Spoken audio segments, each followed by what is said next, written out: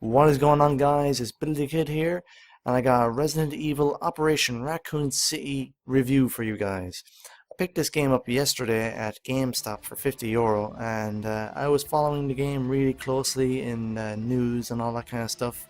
I'm a big Resident Evil fan, so when I heard Slant 6, the makers of the SOCOM games, were making a Resident Evil game, I was psyched. And when I saw the trailers, uh, my enthusiasm for the game even went up higher. So when I got the game yesterday and I started playing it, I couldn't believe it. It is garbage, people. It really, really is garbage. I'm trying to be, open-minded. I'm trying to give Slant 6, the developers of the game, some thumbs up. But I honestly can't. I really can't. There is nothing good about this game. Nothing. There are several problems with the game. There are just so many things wrong with the game itself. So let's go in and let's see what it's about. So this is the single player campaign, and you can choose a number of characters from the USS Delta Team, or Wolfpack as they're known in the game, but you really wouldn't give a shit what they're called, man. There is nothing more than useless characters that you don't give a crap about, and that's primarily what they are.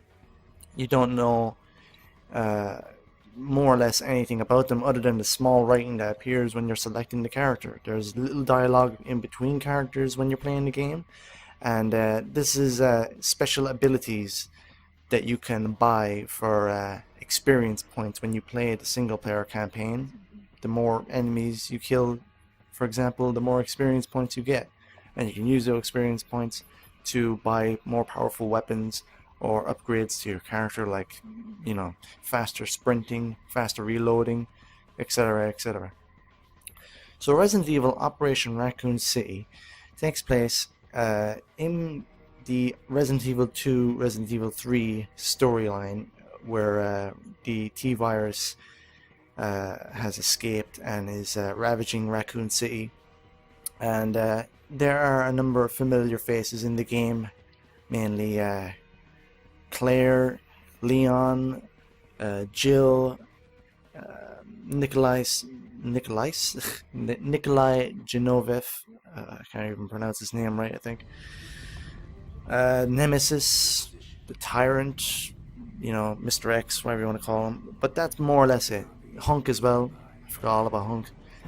But yeah, that's primarily all you'll recognize from this game as a Resident Evil game. Other than that, it's a totally new, different game than what you would expect. If you've played SOCOM, you'll probably like Resident Evil Operation Raccoon City. I played SOCOM, didn't like it, just not what I'm into. I like games like Uncharted and third-person games, and it's been a while since I played one of these, but just from the start off, it was a bad game. I mean, this is the first time I've ever played a single player campaign in which there is no intro. There is no opening. There is no opening FMV or, movie to show you what's going on. They just throw you in the game. That's it. There's no ending to the game. I've played the single player. It's only 6 levels long. I think it was for 6 hours, and that's it. There's no ending to it. There's no ending movie. It doesn't even show you Raccoon City getting destroyed by a nuclear missile. It's amazing, isn't it? I've never played a single player campaign in which there's no intro and there's no outro. They just throw you in the game and say, here's the game, go play it. The single player in my mind is more with co-op. If you play co-op, say in Battlefield 3 where you're playing with your mates, you can play up to 4 with 3 of your friends along with yourself in the single player campaign. I think that's what they went for. They went for more co-op rather than just single player campaign. And it hurts the game when you do that, because the AI in this game is atrocious. It's really bad. I mean, I've seen stupid AI before, but I've never seen stupid AI this foolish. Look at this, look. That's how bad it is, and it just gets worse because your teammates are, unless they're controlled by your friends online, are idiots. You have to look after them when you're playing the campaign. If they get killed, or they're not actually killed, but they get, I suppose, what I like to call knocked on their ass. If they get knocked on your ass, you have to revive them. And more or less throughout the whole campaign, you have to look after your teammates instead of your teammates helping you out. They more or less do nothing. You have to kill more or less all the enemies yourself. More or less, that's it. I tried to do some online gameplay for you guys as well, and that's what the gameplay is. But I swear to God, I was at this for at least 5-6 minutes, just waiting for a game mode to come on, waiting for a match to come on. I guess nobody's playing it, or there's either a problem with the game mode itself. I had to speed this up because it was taking so long, and I didn't want to bore you guys with 10 minutes of just sitting at a menu waiting for a game to come on. And then I just decided, I've had enough of this. I want to back out, and I want to go back into the single player and get you guys some more single player footage. So I then tried to do that. I tried to exit it, and then it just says that. Please wait. And I'm waiting for another 10 minutes. It's just buggy as hell, man. I can't believe they would bring the game out this bad. Okay, look, maybe I'm being a bit too harsh. Okay, I'll give him the thumbs up for trying. You know, it was a good idea, but it just fell on so many problems that it largely gets rid of all the good points. I mean, there are good points. There are good points like, I mean, this went on forever, so I had to quit the game, and then the game stalled my PS3, so I had to turn the whole thing off, which sucks. But there are good points in the game. Playing with your friend. I haven't played with any of my friends yet, but I'm guessing if I was playing with my friends, it would be pretty fun. So my advice, if you were trying to get this game, get some friends with it. Tell your friends, hey, buy this game, we'll play it, and we'll play online, and blah blah blah.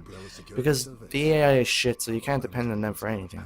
So if you get with your friends, I'm sure it's a good laugh. Because the game is good in terms of, say, level design. It's a good level design game. There's no one place too many. You know, you go into an underground lab, and then you go into City Hall, and then streets of Raccoon City. There's a lot of variety, you know? But my review is that the game is bad because of several ways. You know, there's bad AI, characters are not interesting, you don't care about them. The single player is very short, 6 hours long. I think it's 6 or 7 levels long, but that's it. I can't say anything about the multiplayer because of the fact that I couldn't get any multiplayer footage because doesn't seem to be anybody playing it. Either that or there's a problem with their servers or whatever. So I can't say anything about the multiplayer. Yeah, like I said, there's choppy aiming as well. The aiming is very, very bad. And look at this AI, look. That's the AI in this game to a large part. Very, very bad. And the worst thing is, when your teammate goes down and you try to revive them, the same button to revive is the X button, and that's to swap weapons. So a large part, when you're trying to revive a teammate, you're swapping weapons over and over again. So, in large part, I give this game a 3 out of 10. That's just me. You don't have to agree with my rating. But largely, don't buy this game. Rent it out. Play it for yourself, but do not buy this game. I made that mistake. Cheers, guys. Thanks for watching.